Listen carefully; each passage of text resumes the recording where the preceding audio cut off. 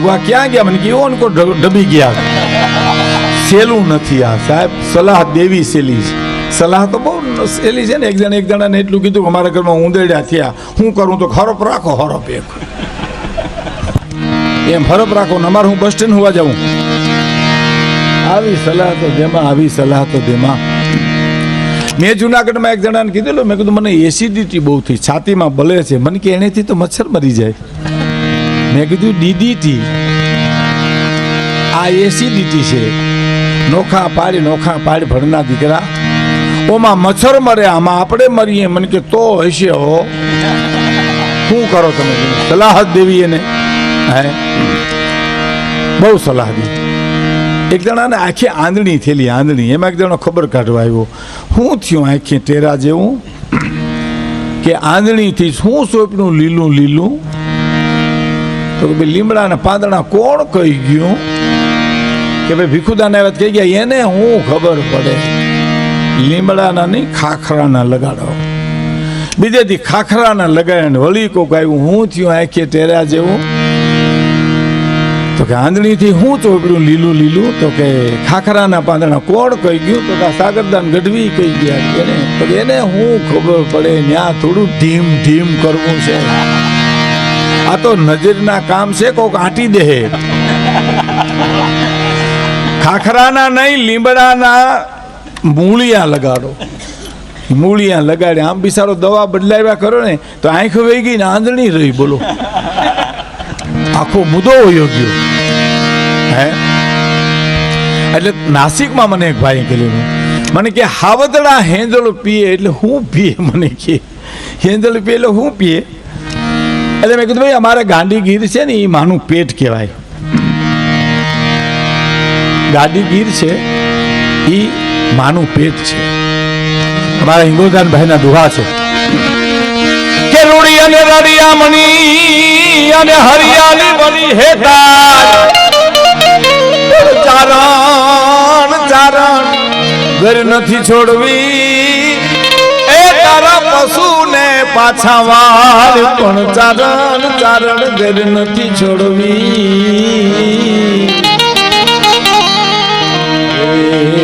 તારા પશુને પાછા વાળ ચારણ ઘર નથી છોડવી.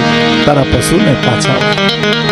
એમ અમારે નેહડાની આજુ ઉપરવા ડાલા માતા હાવજ મેં કીધું પાણી પીતા હોય અને પાણી પીને ઊંચા મોઢા કરે અને એમાંથી જે પાણી ત્રબકતું હોય એ હેઠવાય. અમારી 8-8, 9-9 વર્ષની દીકરીઓ પાણી ભરતી હોય, એ પાણી ઘીરેલી આવે અને સોરઠના માણસો પાણી પીએ એટલે અમારે સોરઠમાં કાઠિયાવાડમાં હાવજ જેવા પુરુષો થાય. અને તમારે નાસિકમાં વાંદરા બહુ, અમારે ઈ નહીં, હાવજ જેવા પુરુષો સાહેબ. મારે વાત કરવી તમને, પણ એક ગીત રજૂ કરવું છે કે મોજમાં રેવું, મોજમાં રેવું ને બાવલિયા, મોજમાં રેવું, મોજમાં રેવું ને ગમવા ગોતા, ગમવા ગોતરો લખદાણી, મોજમાં રેવું ને મોજમાં રેવું, મોજમાં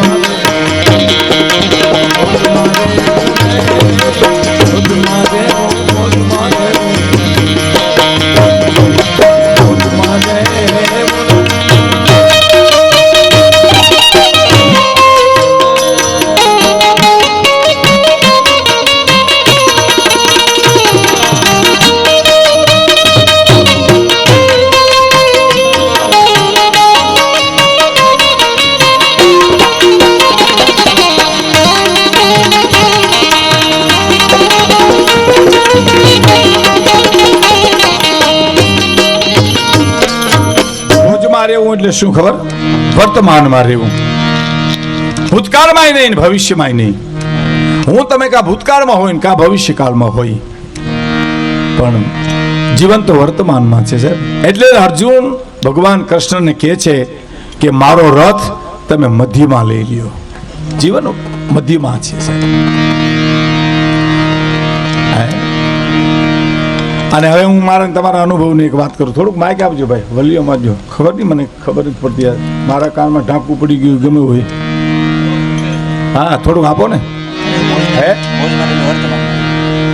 હા, વર્તમાન રહેવું એટલે મારે તમારા અનુભવની એક વાત કરું સાહેબ. અનુભવ કરવાની છૂટ છે, મેં કરેલો છે. એટલે તમે કોક વાર જમવા બેઠા હો અને માનો શાક બગડી ગયું ઘરેથી, તો તમે વર્તમાનમાં હો ને તો તમને એક વિચાર આવે કે મારા પત્નીની તબિયત બરાબર નહીં હોય, અથવા તો એને છોકરાએ કામ નહીં કરવા દીધું હોય, શાક કોઈ દી બગડે નહીં, આ શાક બગડ્યું કેમ, અને એ બગડ્યું કેમ એ તમને વિચાર આવે અને બાજુમાં વાટકો મૂકી દો અને સંભારો અને રોટલો ખાવ તો તમને અમૃત નોટ કરાવશે. પણ શાક બગડ્યું એની યારે તમે બગડ્યા એટલે બધું બગડ્યું. આખતરો કરવાની તમને છૂટ છે સાહેબ, કારણ કે અંદરની દુનિયા બગડી ગઈ એટલે બહારની બગડી અને બગડી સાહેબ. હે પછી તમે રોટલી ખાતા એમ ન લાગે, પગરખાની હકતરી ખાતા હોય એવું લાગે. રોટલો ખાતા એમ તો લાગે જ નહીં, ખોળના બટકા ખાતા હોય ને એમ લાગે. અને ખીચડી ખાતા એમ તો લાગે જ નહીં, ગોદડું સાવતા હોય એવું લાગે સાહેબ. કારણ કે અંદરની દુનિયા બગડી ગઈ એટલે બહારની દુનિયા ઉસી મિનિટે બગડી જાય છે. હે એટલે વર્તમાનમાં રહેવું, મોજમાં રહેવું, અને પછી અગમગા ગોચર લખદાણીની ખોજમાં રહેવું રે બાવલિયા, મોજમાં રહેવું. અગમ અગોચર અલખ ધણીની ખોજ મારે એટલે કોણ ખબર? સૂર્ય કોણ ઉગાડે, કોણ અથમાવે છે, કોણ હુવડાવે, કોણ જગાડે છે. ઘણા તમને કોઈ ચમત્કારનું કહે ને તો તમારે એમ કેવું તું જીવ છે મોટો ચમત્કાર છે. હાલો, આ ચમત્કારમાં શું છે? એકના ડબલ ને ડબલના ચોબલ એને ચમત્કાર ગણે છે. હા, એમાં બાયુને તો હું છાપામાં વાંચું ને કે સોનું દીધું ઉજરાવા હોળવલું અને ખોટું દઈને લેવાઈ ગયા. પણ આ બાયુ શું કામ દેતી હોય છે? એવા માણસોનું હોનિયું મરી ગયા છે. બીજા હવે તો બાયુ પાસે કાંઈ રહ્યું નહીં, કારણ કે નરેન્દ્રભાઈ એવા ધૂળ જારા પાડ્યા, કોઈ પાસે રહેવા દીધું નહીં. હા હા, બિચારા ઓલા પુરુષો લોન ભરે અને બાઈને કે ડીઝલના 500 રૂપિયા દો, તો મારી પાસે રૂપિયો નથી. એને 3 લાખ કાઢ્યા અને હવે બસ લમણે હાથ દઈને બેઠ્યું બધી, કારણ કે હવે થાય નહીં. એટલા મોટું આવી ગયું, હવે આમાં થાય નહીં. એટલે બિચારી બેઠ્યું. નરેન્દ્રભાઈ ખોટું બહુ કર્યું. નરેન્દ્રભાઈ ખોટું ચમત્કાર એટલે હું તમને સમજાવું સાહેબ. ઝવેરચંદ મેઘાણીએ લખ્યું છે કે ગાંધીગીરમાં અથવા તો હાલારમાં તમે આ ડુંગરમાળમાં ફૂલનાથ મહાદેવની આજુબાજુ ડુંગરમાળ છે, એમાં તમે જાઓ, આજુબાજુમાં લાઇટ ન હોય અને આભા મંડળમાં તમે જોજો તો મેઘાણી લખે છે કે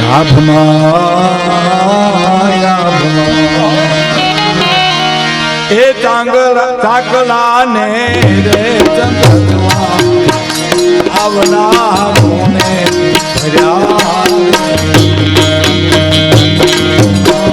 ચાકલા ને રે ચંદ્રમા આવના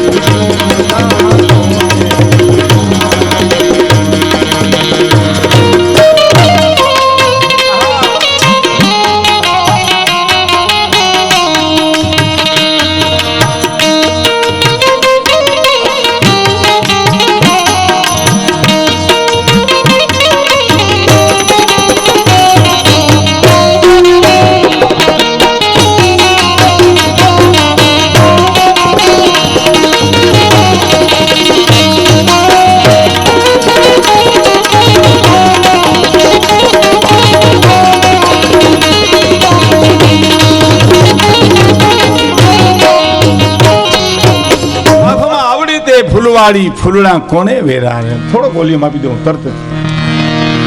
અને આભમાં ચાકલા ને ચંદરવા આવડા કોને ભિરારેલો. હે સપ્તઋષિ હરિણું તમે જુઓ, અકલ કામ ન કરે સાહેબ તમારે.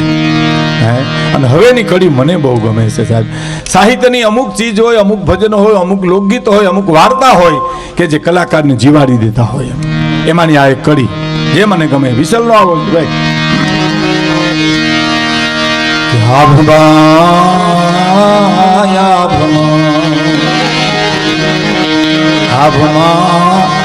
એ ચાંદો ને સૂરજ બે દીવા દિવેલીમાં કોણે પૂર્યા રે. દિવેલીમાં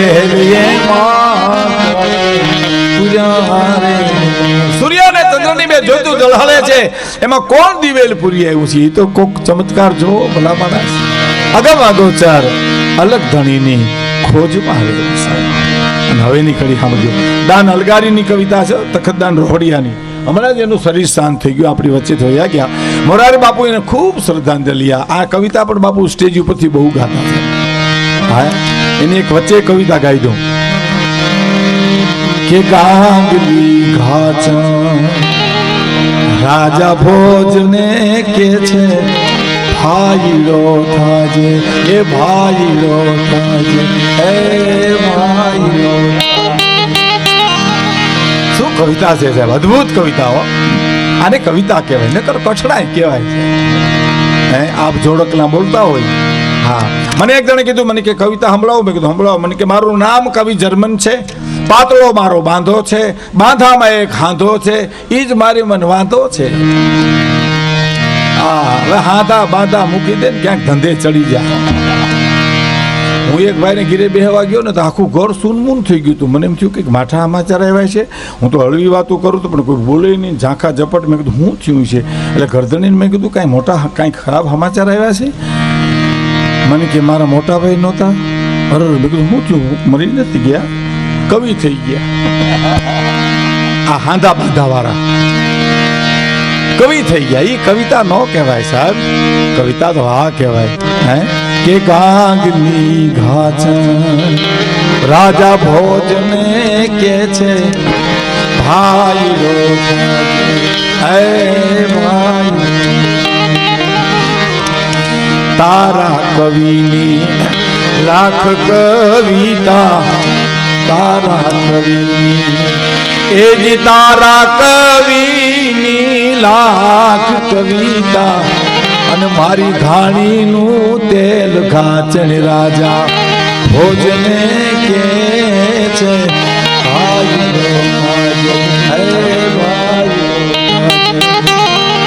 હવે સાંભળજો કે નામ કમાવા તું તો વાપરે નાણા, નામ કમાવા એ જ નામ કમાવા તું તો વાપરે નાણા. અને મારે વાવરવા વેણ ઘાચણ રાજા ભોજને કે છે ભાઈ રો થાજે, હે ભાઈ.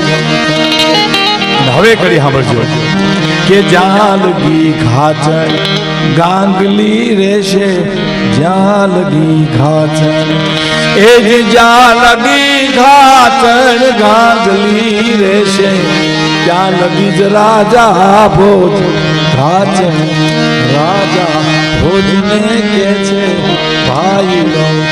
એ તકદાન આ કવિતા એની આ છે. હવે એ કરી સાંભળજો.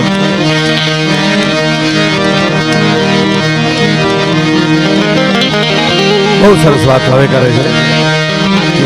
લાઈ બળે તો સળગે નહીં, એવા કાળ જાતી ધારે